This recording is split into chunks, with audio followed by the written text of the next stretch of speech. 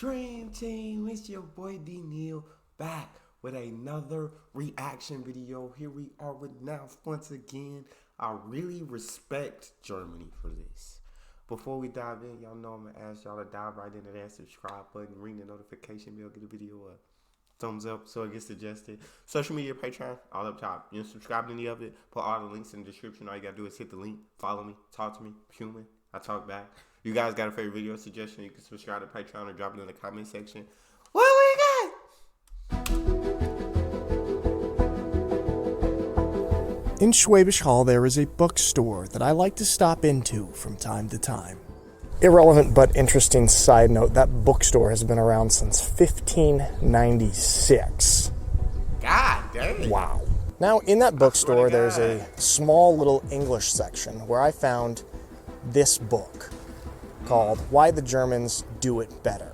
Now, I'm only like 30 pages into the book, so I can't really recommend it or not recommend it yet. I will say it is pretty interesting so far. But what has caught my eye and made me want to make this video were two sentences on the first page of the book. Now, I've got to read two paragraphs to give you context for the two sentences. And here it is. In January 2021, Germany turned 150 years old, but its people barely marked that milestone. Germany, from the time of Bismarck to that of Hitler, is synonymous with militarism, war, the Holocaust, and division. No country has caused so much harm in so little time. And yet, two nearby anniversaries tell a different history. In November 2019, millions celebrated 30 years since the Berlin Wall came down. In October 2020, 3 decades had passed since reunification. Half of modern Germany's lifespan has been a tale of horror, war, and dictatorship.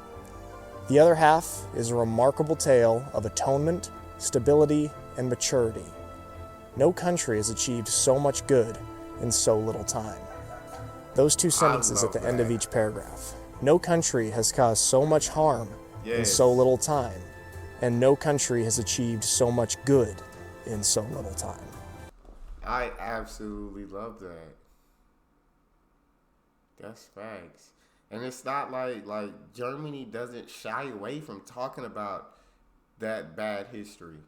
Know what I'm saying? They want their citizens. They want people to know about that history. So because if you don't learn from history, it's bound to repeat itself. And so they want to teach everybody about that history because they don't want it to be repeated, right? But then you got this other half where Germany's been so amazing, right, with the reunification. I forgot what he said the first anniversary was. But Germany's an incredible country. Just from the videos I've seen. I've never been myself. From the videos I've seen, it seems like Germany is an incredible country with amazing people.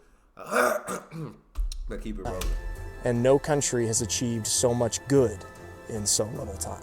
All right, everybody, of course, knows all the bad terrors from World War II and the Holocaust, but one thing I think a lot of people don't really know about, and I didn't really know about until I came to Germany, was how well this country does and how much effort it puts into making sure those horrible things never happen again in the future.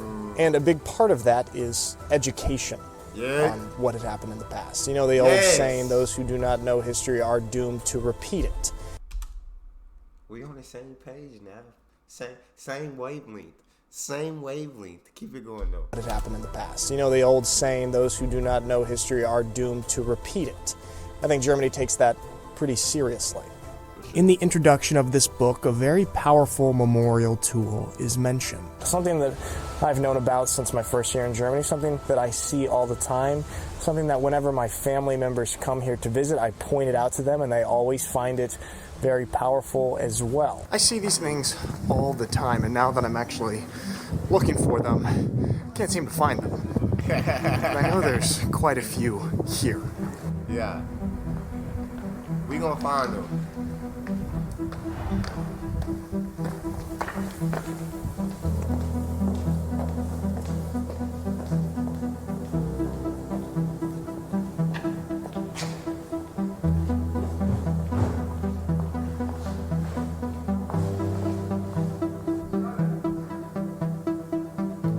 The Stolpersteine, or stumbling stones. Now, I'll let Rachel from DW's Meet the Germans explain. One One subtle yet striking part of the memorial culture in Germany are the Stolpersteine, or stumbling stones. These small brass squares are inscribed with the names of victims of the Nazi regime and set into the pavement outside their last known address. The project was started in the 90s by German artist Gunter Demnig, and today there are more than 75,000 stumbling stones across Germany and other countries.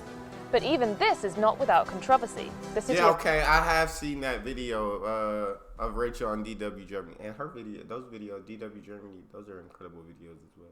But I have seen this one. I think that's incredible. To put those little stones out there with the names of those victims of the horrifying time in Germany. But I've seen this, and she said some put it on walls because they feel like it's kind of disrespectful for it to be on the ground, like where people can walk over it. But I think that the fact that these people are remembered, these people are memorialized, I think that's absolutely amazing. Stones across Germany and other countries. But even this is not without controversy. The city of Munich has actually banned the stones from being installed on public ground, after some people, including a prominent Jewish community leader, argued that it was disrespectful to commemorate victims with something on the ground that you can walk over. The city has instead opted for wall plaques like this one. So I can understand the controversy behind some of these. I mean, these are supposed to be memorials that pay respect to victims, and if they're on the ground, people can walk over them, and just by nature, that's not a respectful act. So I understand a little bit of the controversy behind them, but I'm actually a fan of these. In my opinion, it lowers the barrier of entry for modern day people to learn about history and to be educated about history. It's one thing to be interested and to go to a museum and read and see memorials and learn about it like that. But it's a whole other thing to just be going about your day-to-day life in your city and coming across these memorials that bring history right to you today. You know, you can't help but see those and think about the victims of those horrible events back in the day. It's a pretty powerful experience to be walking into a cafe or restaurant, seeing these stumbling stones on the ground, reading the names of the people and what their ultimate fate was, and then going into that building and looking at the walls, at the floor, at the window, and now having a connection to individual people or families, and to actually be able to think about them while you're there in that building. I think that's a pretty powerful experience, and it's something that you almost can't help but experience when you see these things. So I think I definitely understand both sides of the controversy. I'm like now from the fact that I think it's nice to have them out there. Me personally, it's not meant to be disrespectful, so I don't see it as a disrespectful thing. I can understand how some people would, and they'd rather put them on the walls to commemorate them. Completely understandable. But seeing them on the ground, I think that's really cool. You got these little plaques of the last known address of these people. And like you said, it's cool to go into museums. It's cool to, know what I'm saying, learn about different things. But when you're just going through your everyday life, you don't have to go to a museum to learn about some of these victims. You don't have, you see these plaques, and then you can kind of go inside that building to see everything. So it's awesome in the fact that you don't have to go to museums or libraries or certain things to learn about some of these victims. Like, you can see them just in your everyday life. And so you never forget the history of what happened. Something that you almost can't help but experience when you see these things.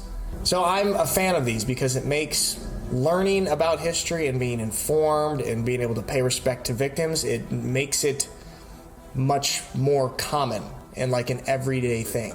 Yesterday was November 9th, which is a significant day in German history. A lot of important things have happened on November 9th throughout the years in Germany. Two of the big ones are the fall of the Berlin Wall and then Kristallnacht, the Night of the Broken Glass in 1938. And last night I was walking through Schwäbisch Hall and I stumbled across... Y'all tell me what that one's about? I'm not... The Night of the Broken Glass. I've not heard that one before. The Broken Glass in 1938. And last night I was walking through Schwäbisch Hall and I stumbled across a gathering of people who were basically paying tribute to the victims of Kristallnacht. They were gathering, they were giving a little speech about some victims, playing some music, and really making sure that history is not forgotten. I mean, here we are 80 years later in Germany with these German people who had nothing to do with those horrible events of the past, but take a responsibility and feel a responsibility to make sure that history is kept alive and that people don't forget about it, and to make sure that type of stuff doesn't happen again. I really respect that.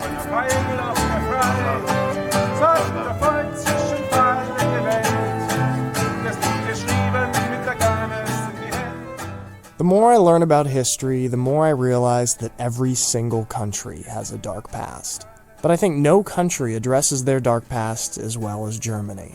And I really respect its attitude and behavior on this subject. 70, 80 Jahre danach zu sagen, wir tragen daran Schuld, fände ich viel zu groß. Aber ich glaube, wir tragen eine Verantwortung, dass was irgendwo verhindern, dass sowas wieder passiert. If you're a German viewer, you probably knew about these. This probably isn't anything new to you, but I remember when I first discovered these after coming to Germany from the States, I was like, wow, that's pretty cool that they do that. I think that's a really powerful memorial tool. And I've been meaning to make a video about it for a while, and I think the introduction of this book kind of sparked me to do it. So yeah, guys, that is all for today. Thank you so much for watching my videos. I hope you have a lovely day, and I will see you next time. I think that's an incredible video. Incredible shout out to Germany. Like you said, they're so much better with dealing with their dark past than a lot of other countries, like America, for example, who just kind of try to brush it under the rug, try to not talk about it, try to beat around the bush when talking about it. And you understand some of it because of the sensitivity of it. You don't want people to feel offended or anything, but it's best. I think Germany's got the best approach to it, just to kind of approach that history head on. And you educate on that history so that it doesn't happen again. But that's all we got for this one. You guys got a favorite video suggestion, you can subscribe to Patreon, drop it on or drop it in the comment section. Make sure you subscribe to the channel, ring notification bell, get a video a thumbs up so it gets suggested. Social media, Patreon, all up top. You can subscribe to any of it, put all the links in the description. All you gotta do is hit the link, follow me, talk to me. Love talking to you guys. You guys are the most incredible team on YouTube. It's your boy Neal, out.